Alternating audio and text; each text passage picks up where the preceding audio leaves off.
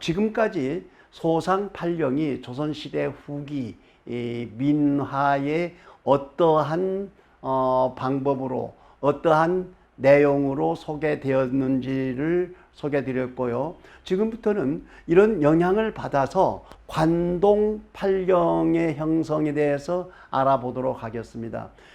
관동이란 동해안을 얘기하고요.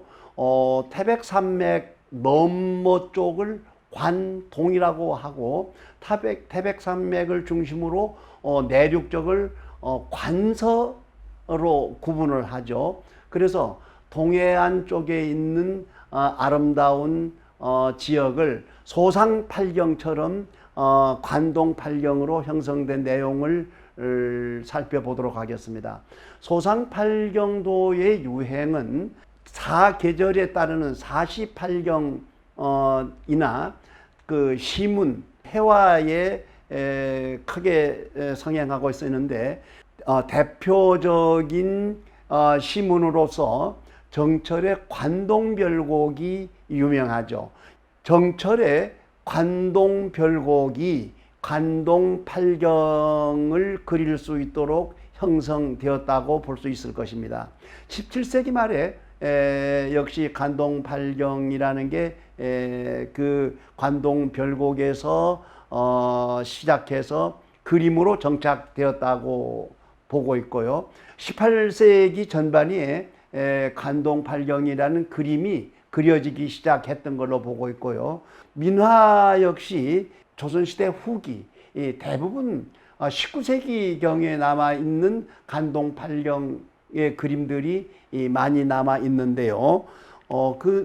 내용은 청간정, 삼일포, 죽서루, 경포대, 월송정, 망양정, 낙산사, 총석정, 망경대, 시중대 이렇게 10개로 구성되어 있는데 대부분 병풍에서는 이 중에서 8개를 골라서 그리는 그림을 관동팔경도라고 합니다.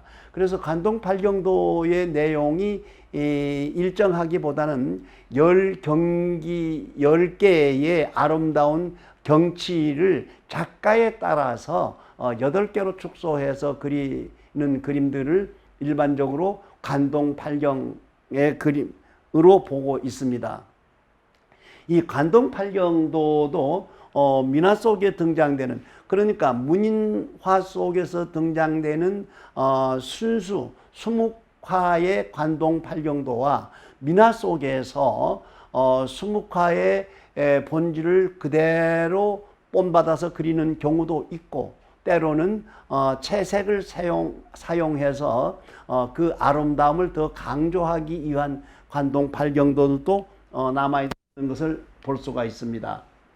이 부분에서 그림에 보이시는 부분에서 청간정 관동팔경 가운데 이 청간정의 형태는 실제로 이 관동팔경들도 민화를 그린 사람들이 이 팔경을 완벽하게 답사를 하고 실경을 그린 게 아니었기 때문에 이 청간정 뒤쪽에 마치 그 바위처럼 바위산이 사람처럼 보이게 그리는, 그러니까 자유로운, 어디에 얽매이거나 그 시 속에 있는 내용을 그대로 그리려고 노력한 것도 있지만 나름대로 작가의 상상력을 발휘해서 그렸기 때문에 청간정 뒤에 이렇게 큰 바위산이 있는 것으로 나타나고 있습니다. 월성정도 마찬가지죠. 실제로 월성정에는 넓은 모래밭 사이에 소나무가 빽빽하게 우거져 있는 가운데 정자가 있는 것을 월송정이라고 부르죠. 그래서 소나무를 그리기는 했지만 이렇게 그 뾰족하고 큰 바위산이 실제로는 존재하지 않습니다. 그래서 이런 그 민화 속의 산수화는 반드시 산과 강, 그 다음에 바다, 지불, 포함해서 그려야만이 산수화가 가능하다고 생각했던 것처럼 반드시 그런 어떤 룰이 형성되어 있는 것처럼 그리고 있습니다.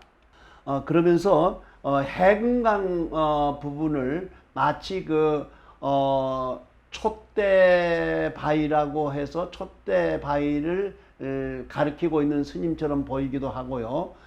그러면서 물고기나 동물, 조개류처럼 바위를 결국은 해금강의 귀암, 괴석들을 이름 따라서 그리다 보니까 이렇게 무슨 개구리처럼 그리기도 하고 물고기처럼 그리기도 하고 북이나 도끼처럼 그리기도 하고 토끼처럼 그리기도 했습니다. 그러면서 깨끗한 바탕 위에 나름대로 이 작가의 해금강에서 있을 법한 형상들을 그림 속에 그대로 담아 놓고 있죠. 이 삼척 죽서루라는 내용도 실제로는 암벽 위쪽에 죽서루가 남아 있는데요. 이 그림에서는 마치 암벽 위쪽의 죽서루보다는 마을 속에 있는 정자처럼 그려 놓기도 했습니다. 어쨌든 그 민화 속의 산수화답게 그 현장을 가보고 또 그 내용을 정확하게 그리기보다는 나름대로 그 지역의 특성과 같은 내용을 상상해서 그리고 있어서 재미있는 형상으로 볼 수가 있겠죠. 3.1포 부분도 3.1포를 들어가기 전에 굉장히 그 바위나 이런 것들이 아름답게 펼쳐져 있는 내용들을 나름대로 그렸고요. 금강산 중에서 물속에서 기둥처럼 튀어오르는 바위 내용을 그 총석정 내용을 그렸는데 역시 겨울 풍경, 겨울 바다를 그렸다고 생각할 수가 있을 것 같습니다. 양양 낙산사를 그렸는데요. 실제로 낙산사에는 이런 탑이 있었고 그 3층 누각 전각은 남아있지 않았었는데 부도전을 지나서 계단을 올라가면 전각들이 있는 것을 그렸고 멀리 이렇게 그 실제 현상은 이런 현상과는 다른 내용으로 산수도를 그렸다고 볼 수 있을 것 같습니다. 이 우리나라의 관동팔경을 가장 민화답게 그린 그림이 계명대학교 박물관에 소장되어 있는 그림인데요. 아주 특별하게 파도 부분을 실제 마른 붓을 사용해서 바다 모든 그 동해 안에 있는 바다와 연결시켜서 내용을 그렸다고 할 만큼 특별한 그림으로 볼 수가 있습니다. 평의 월송정 같은 경우인데요. 실제 관역도 그리고요. 이 그림은 평의 월송정을 그렸기 때문에 아주 괴이하게 생긴 구름 속에 달을 그리고 소나무 아래 정자를 그린, 그러니까 문자 그대로 나름대로의 상상력을 발휘해서 그림을 그린 그림이죠. 이런 그림은 통천 총석정을 그렸는데요. 역시 그 바위 위에 주상절리로 인해서 만들어진 바위 기둥들을 마치 긴 막대기를 바다에다가 꽂아 놓은 것처럼 생각을 하고 그렸던 것 같습니다. 그러니까 아주 그 간략하게 그리면서도 나름대로의 제목과 부합될 수 있는 내용들을 잘 추려서 그렸다고 볼 수가 있겠죠. 원주 역사박물관에 소장되어 있는 관동팔경도입니다. 아마 그 관동팔경이 동해안에 있기 때문에 강원도나 동해안 쪽에 있는 사람들만 관동 팔경을 그렸다고 볼 수가 없을 것 같습니다. 이 그림만 그냥 잘 보여주십시오. 삼척 죽서루를 그렸는데 역시 죽서루는 대나무 밭에 대나무가 있는 절벽 옆에 아름다운 누각이 있다고 생각을 했기 때문에 실제로는 죽서루에는 대나무가 많이 남아 있습니다. 그 다음에 바위 절벽 아래에 있는데 아주 멀리서 산이 보이는 거의 아마 이런 이 그림을 그린 사람은 실제 죽서루를 가보고 그렸을 것 같습니다. 어쨌든 민화 산수화로서 산수 실력이 뛰어나기보다는 나름대로 죽서루에 찾아가는 바위 사이의 길 같은 것을 이렇게 강조해 놓은 그림이죠. 이것은 국립민속박물관에 소장되어 있는 관동 팔경도인데 2단 구도를 그려서 위쪽에는 동그라미 속에다가 산수를 그렸고 아래쪽에는 실제 관동 팔경과 직접 관계 있는 내용들을 표현하고 있습니다. 역시 산수의 기본이 수묵이었기 때문에 전형적인 수묵을 사용해서 민화의 내용처럼 민화의 상상력처럼 해금강에 있는 그 경치를 그렸는데요. 마치 바위 틈새에서 역시 바다를 즐기는 그런 내용으로 그리고 있습니다. 3일포 부분인데요. 멀리에는 금강산의 12,000봉을 그린 것처럼 보이고 가까운 곳에서는 바위의 형태가 마치 호랑이처럼 그려진, 실제로 아마 3일포 어디에 있는가는 호랑이 바위라고 할 수 있는 호랑이처럼 생긴 바위가 있었기 때문에 이 작가는 수묵으로 표현했지만 전반적으로 바위 사이에 호랑이 바위를 그리고 있다고 봅니다.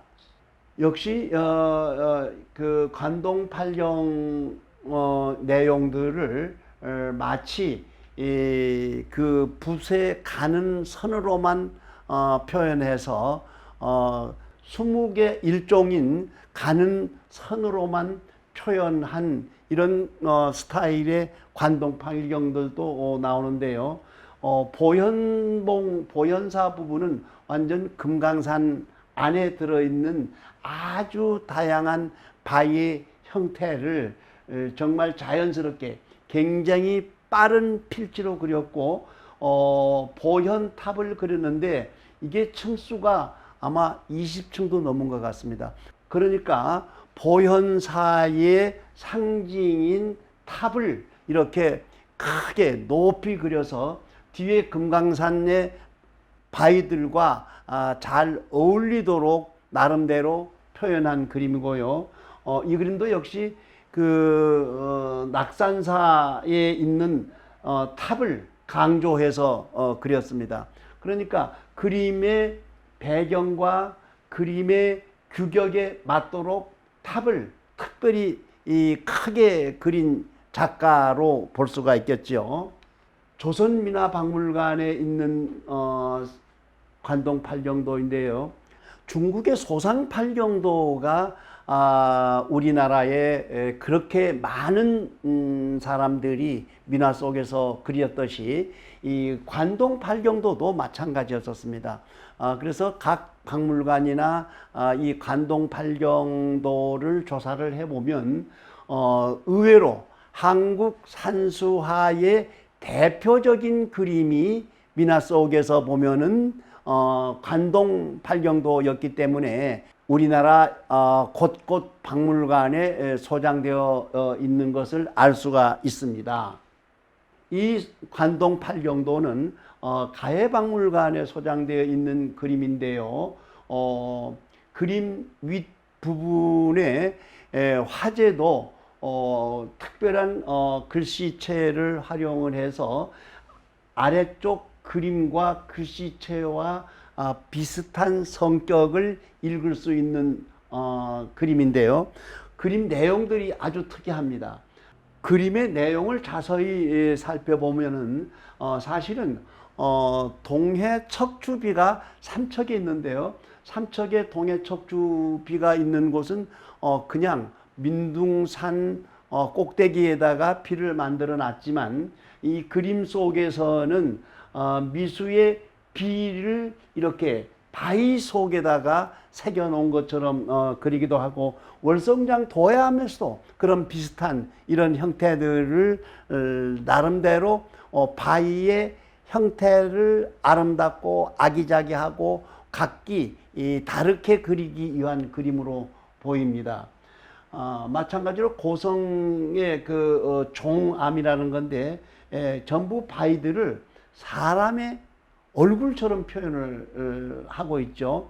그래서 3일포 부분에 먼 산이 보이고 가까이는 오밀조밀한 괴이한 바위들이 있는데, 이 작가는 그 바위들을 사람처럼 표현함으로써 아마 이 그림을 보는 사람이 꼭 그 사진처럼 그런 내용보다는 즐거운 상상력을 발휘할 수 있도록 처리를 했다고 볼 수 있습니다.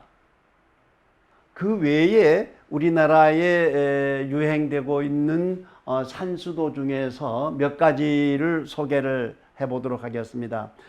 국립중앙박물관에 있는 북관 산수도 병풍인데, 우리나라 명승 중에, 그러니까 평양을 중심으로 북쪽 관아들이 있는 남아 있는 그런 지역들을 모아서 이렇게 병풍으로 산수화를 그리는 산수화가 남아 있다는 것을 볼 수가 있고요.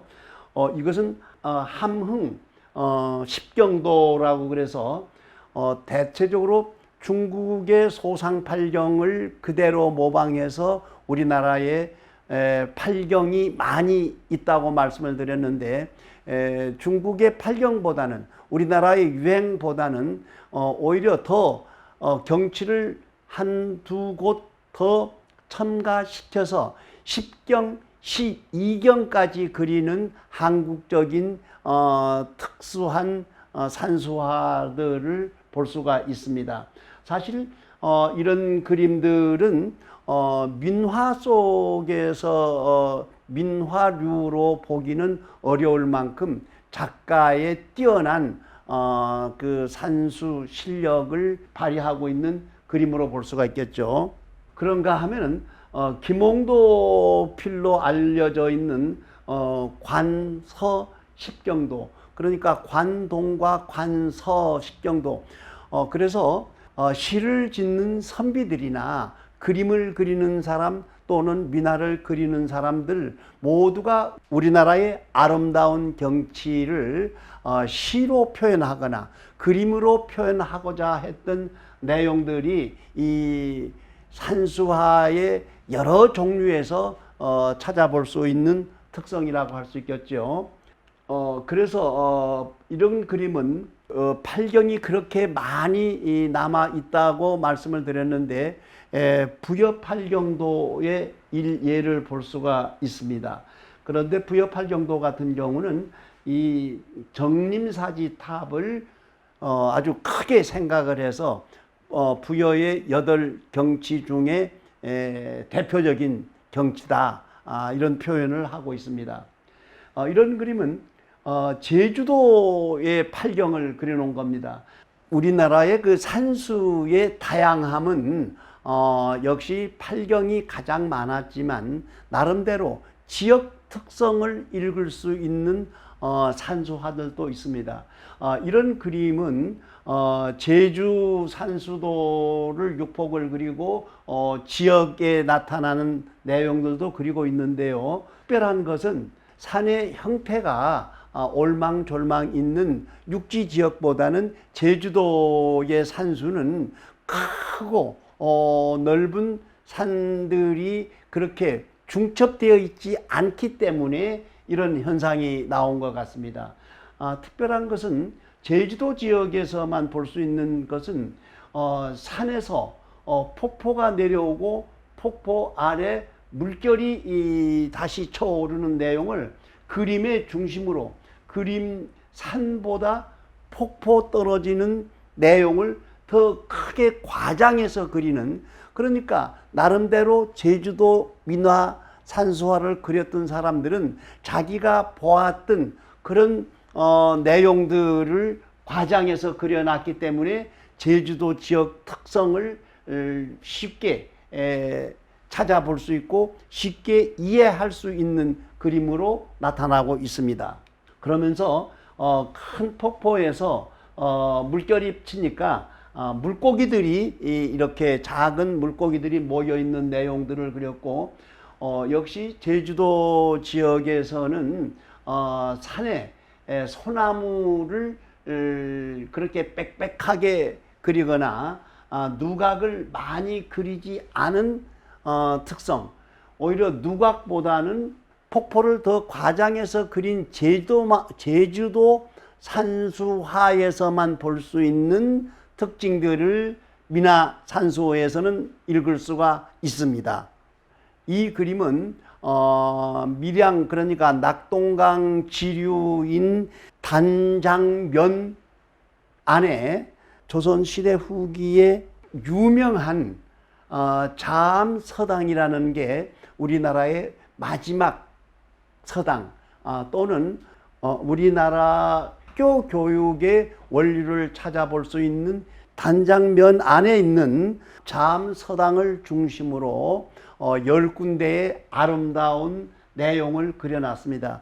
그러니까 8경 또는 9곡, 10경 이런 것들이 얼마만큼 크게 유행되었고 이런 내용들이 조선시대 후기까지 그 전통을 이어오면서 이런 내용들을 남기고 있는데요. 1926년에 자암서당에 손을 노상직 선생님 휘하에서 공부를 하던 아석 김정도라는 선생님이 그 일대에 10곳의 아름다운 그림을 그리고 나름대로 시를 써서 선생님 사용하는 방에 아마 기증을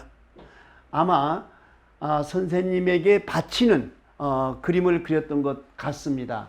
그래서 그 내용들을 보면은, 그러니까 이 8경 또는 11경이라는 산수는 아주 자그마한 곳에도 있을 정도죠. 심지어는 우리나라의 그 8경을 예를 들면 한양팔경이라는 게 나온대요. 한양팔경이라는 역시 한양대학교 안에 한양대학교 경내에 있는 팔경을 그려서 한양팔경이라는 용어를 붙이고 있기도 하고요.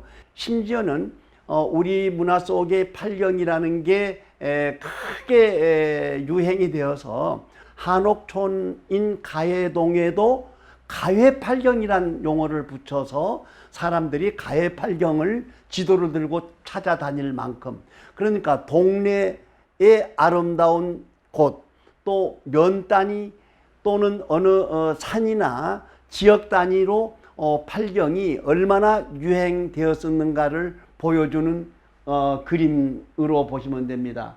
그래서 이 밀양팔경에서 보면은 아마 이 그림을 보신 분들은 지금 현재까지 이게 1926년에 그려진 그림이기 때문에 이 그림 내용이 마치 그 사진의 한 폭처럼 보일 수도 있을 것입니다. 그래서 그 자암서당이 있는 단장면에 추화산이 제일 높았었습니다. 추화산, 장전진, 그러니까 지금은 나루터란 뜻인데요. 지금은 겨우 개울물처럼 흐르고 있었지만 아마 이 그림을 그릴 때는 거기에 배가 들어갔다고 이 얘기를 들었습니다. 그 다음에 세 번째는 금천평이 있었고, 네 번째는 그 다죽교라는 그러니까 대나무가 많이 있는 작은 다리인데, 그것을 이렇게 일반적인 산수화의 일원으로 그려서 멀리 아주 높은 산도 보이고 가까이에 소나무가 많이 보이는, 실제로 이 그림은 가해박물관에 있었기 때문에 직접 제가 찾아가서 그 현장 장면을 확인할 수가 있었는데, 여기에 남아있는 이 다죽교 입구의 소나무는 현재까지도 남아 있었습니다. 그리고 금천평이라는 곳은 지금은 비닐하우스로 다 채워졌지만 아마 이 그림이 그려질 시기에는 이렇게 아름다운 들판으로 남아있는 실경산수하라고 할 수 있을 만큼 그림을 잘 그리고 내용을 잘 적어서 남겨놓고 있습니다. 다섯 번째, 여섯 번째, 연경시라는 곳은 이 연경시가 단장 면 사무소가 있는 소재지였는데요. 그 소재지에 시장이 있었다고 합니다. 그래서 그 한때는 그 밀양 시내까지 가지 않고 그 연경에 장이 서서 많은 사람들이 모였었는데, 이 그림 자세히 디테일을 보면 소나 말을 타고 장에 가는 내용들이 있었고, 그 앞에 그 연경시장이 쓰는 개울가에 커다란 그 바위들이 현재 이 그림 속에 보이는 것처럼 그대로 남아 있기도 합니다. 대부분 작은 나무나 이런 것들은 다 없어져 버렸고, 특히 이렇게 그 바위가 앞쪽으로 내민 것처럼 되는데, 지금은 이 지역에 도로가 새로운 도로가 이 지역에 만들어져 있기 때문에 옛날 어른들의 이야기하고 이 그림하고 이 얘기를 맞춰 보면 아주 재미있는 거리였었습니다. 아홉 번째 말방이 있었고, 지금 이 지역은 완전히 그 과수원으로 변해 있었고, 열 번째 노곡이라는 곳이 있는데요. 그러니까 이 그림의 전반적인 내용은 비교적 소상팔경의 기본을 두고 그렸던 내용들로 보이는데요. 열 번째 이 노곡의 디테일을 보면 이 대나무 아래 대나무 아래 개화집 두 채가 보이는데요. 이게 바로 그 소눌 노상직이 학생들을 가르치던 서당이었습니다. 그 다음에 이 서당 건물과 대나무는 그대로 남아 있었고, 자암서당 입구에는 지금도 그 아름들이 느티나무들이 그대로 남아 있는 것을 볼 수가 있습니다. 그래서 아마 이런 그 내용, 이 자암서당은 지역 문화재로 지정이 되어 있기 때문에 실제 그림의 내용과 거의 사진처럼 실경산수에 가까운 그림으로 볼 수가 있습니다. 지금까지 보신 민화 속의 산수화들의 가장 많은 양이 남아있는 게 소상팔경이었고요. 그래서 소상팔경의 영향을 받아서 관동팔경 그림들이 민화 산수화에 많이 남아있는가 하면은 이렇게 특별한 지역, 그래서 구곡이나 10경, 12경까지도 그린 그림들이 민화 속에 많이 남아 있다는 특징을 볼 수가 있습니다. 이상입니다.